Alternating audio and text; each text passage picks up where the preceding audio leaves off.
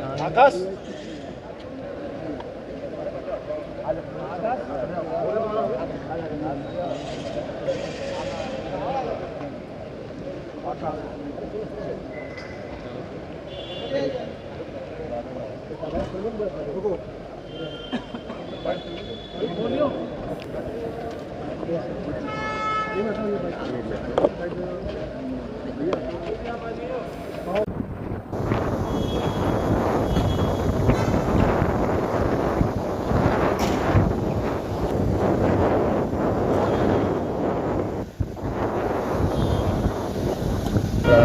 कहा जा रहा है कि अगर यहाँ मूर्ति नहीं लगी तो जयपुर में भी मनु की मूर्ति का विरोध होगा। देखिए, मध्य प्रदेश के अंदर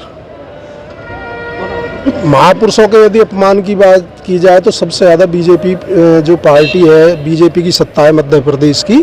चाहे गुर्जर सम्राट मीर भोज का मामला हो, चाहे बाबा साहब का मामला हो। बाबा साहब किसी एक समाज में जन्म तो ले सकते हैं, लेकिन बाबा साहब ने जो संविधान बनाया वो हर वर्ग, हर जाति, बच्चों को, महिलाओं को, किसान, मजदूर, गरीब, सबको रख के उन्होंने जो संविधान बनाया और सबके हित सुरक्षित रखे।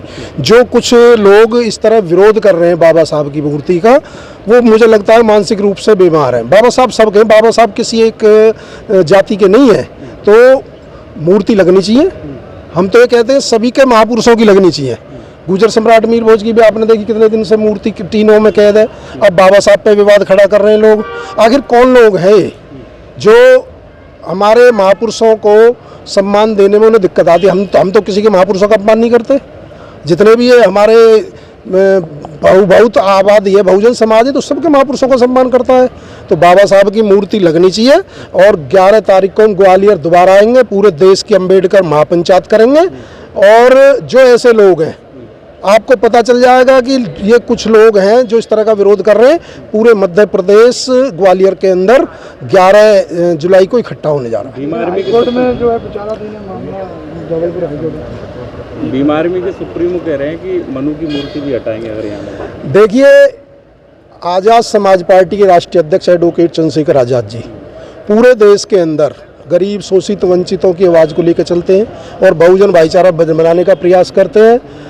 मेरा ये मानना है, मैं अपनी यदि मेरी व्यक्तिगत आय तो सब अपने महापुरुषों का सम्मान सबको करना चाहिए। महापुरुष किसी एक जाति के नहीं होते, लेकिन यहाँ पर मध्य प्रदेश में विशेषकर गुर्जर समाज के साथ, दलित समाज के साथ, उनके महापुरुषों के साथ अपमान हो रहा है, उनके इतिहास के साथ छेड़खानी हो रही है। चाहे बटेश्वर मंदिर श्रृंखला हो, चाहे हमारे जो यहाँ पुराने महल या पुराने हमारे यहाँ ग्वालियर, पहले हम स्टेशन पर उतरते थे तो पहले गुर्जर प्रतिहार वंश लिखा हुआ मिलता था, आज कहाँ है वो बोर्ड? तो यहाँ एक षड्यंत्र के द्वारा कुछ लोग ये समझते हैं कि सत्ता केवल तुम्हारी है, लेकिन आने वाला समय 2028 उनको ये बता देगा कि यहाँ बहुत सबसे ज़्यादा यदि पिछड़ों की, दलितों की, शोषितों की, अल्पसंख्यकों की और जो इंसानियतवादी लोग हैं उनकी संख्या तो मध्य प्रदेश के अंदर है। और मध्य प्रदेश में जिस दिन भाईचारा बन गया, ऐसे लोगों को सर छुपाने के लिए या मुँह छुपाने के लिए जगह नहीं मिलेगी। धन्यवाद।